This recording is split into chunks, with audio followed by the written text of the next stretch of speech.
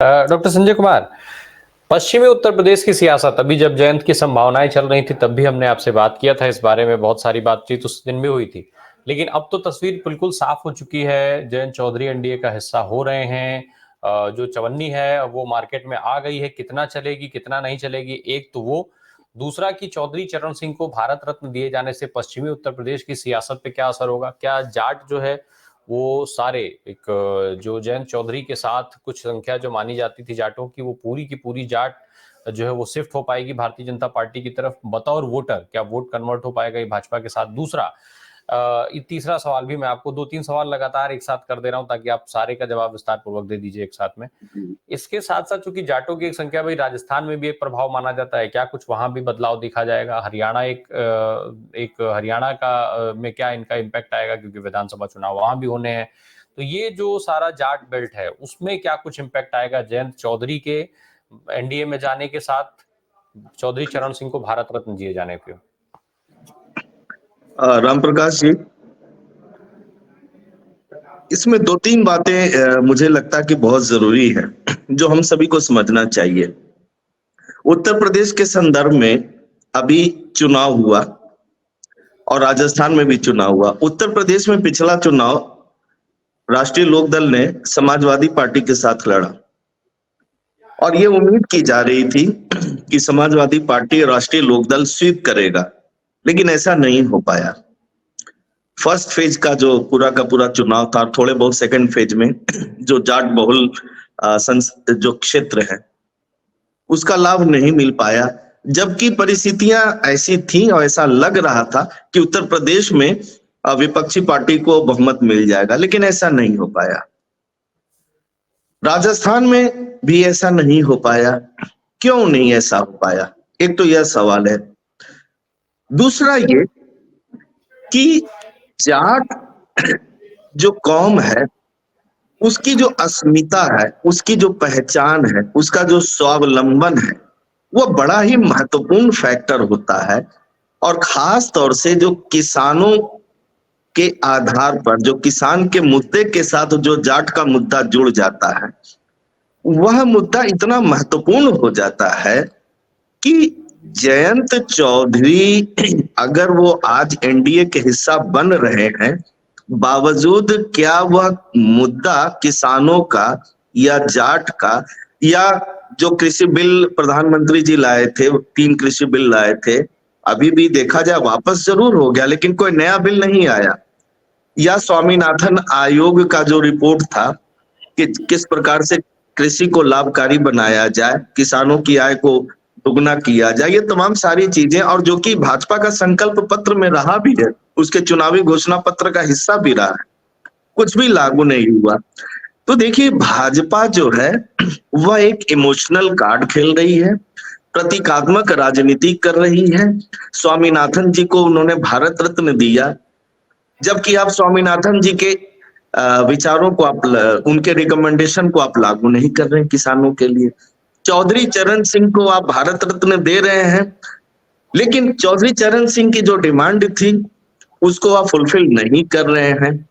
तो केवल प्रतीक के आधार पर आप देश को बदलना चाहते हैं, और जो वास्तविक स्थिति है कि जो किसान आज भी पीड़ा में, और अभी भी दिल्ली की तरफ फिर कूच कर चुके हैं किसान, तो सवाल ये उठता है कि ये किसान जयंत चौधरी से कहां तक, और ये खास तौर से जो जाट समुदाय है, वो कहां तक अपने आप को जोड़ पाएगा। एक तो यह सवाल है। मुस्लिम कौम माना जा रहा था, जाट और मुस्लिम गठजोड़ जो था, ऐसा लग रहा था कि ये दोनों अच्छा, मतलब इस बार कुछ न कुछ एक डेडली कॉम्बिनेशन बन रहा है, लेकिन मुस्लिम तो नहीं जाएंगे भाजपा की तरफ। तो ऐसी परिस्थिति में भाजपा को इसका कितना लाभ मिलेगा अभी कहना थोड़ा मुश्किल मुझे लग रहा है। हाँ, इतना अवश्य है कि कुछ जाट संख्या के आधार पर देखा जाए तो पश्चिम उत्तर प्रदेश में मुझे लगता है कि 4 5 6 जगहों पे प्रभावित करने की स्थिति में जरूर है।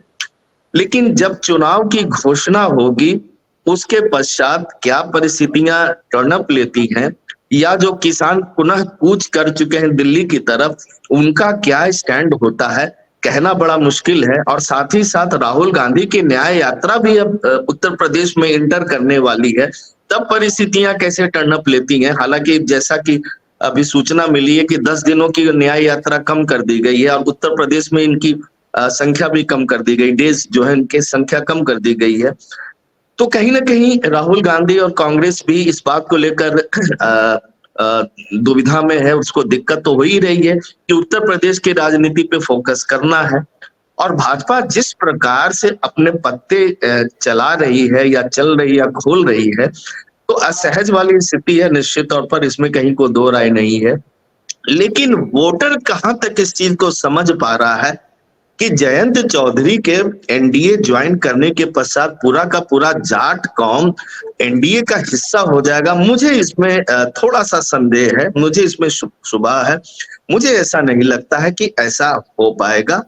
और कहीं ना कहीं जो जाट के साथ जो अन्य कौम है जो किसानी का काम करते हैं, वह भी इस बात को समझ रहे हैं, क्योंकि उनको ऐसा लग रहा है, जो खास तौर से जो किसानी के काम में है, कि अगर इस बार मौका चूक गए तो फिर मौका नहीं मिलेगा।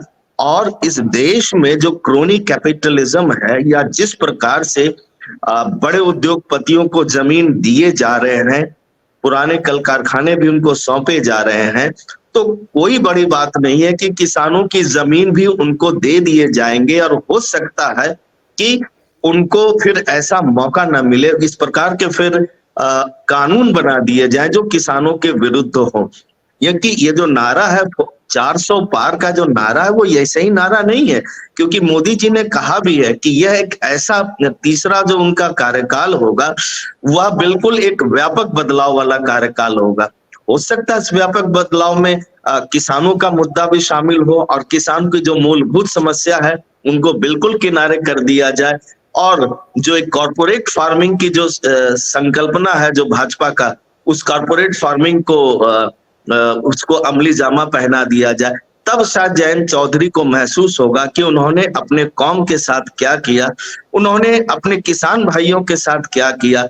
मुझे लगता है कि वैचारिकी के स्तर पर अगर चौधरी चरण सिंह को केवल भारत रत्न मिलने के आधार पर इतने खुश हैं, तो ये अपने आप एक सतही बात लगती है। चौधरी चरण सिंह ने तो कभी भी समझौता नहीं किया, एक बेहद ईमानदार और किसान नेता थे।